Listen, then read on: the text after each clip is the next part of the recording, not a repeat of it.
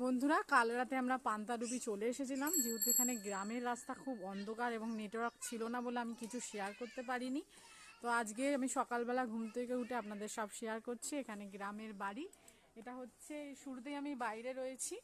এখানে রয়েছে আমাদের দিদা শাশুড়ির মানে ঠাকুমা শাশুড়ির সমাধি। এখানে আগেকার দিনে বাড়িতেই সমাধি দেওয়া হতো, পোড়ানো হতো না, তাই জন্য এখানে তার সমাধি রয়েছে।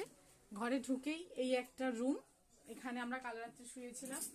এটা ঠাকুর মন্দির, ঠাকুর মন্দিরতে ঢুকে গিয়ে এই একটা রুম, এখানে একটা রুম রয়েছে। আর এটা হচ্ছে আমাদের ভাই, ছোট্ট ভাই নন্দন।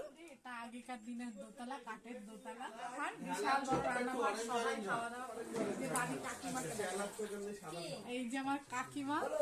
হ্যাঁ, মাছের ঝোলটা দেখা। মাছের ঝোল সকালে পুকুরের মাছের ঝোল করেছে, মাছ ধরে। এখানে মা তরকারি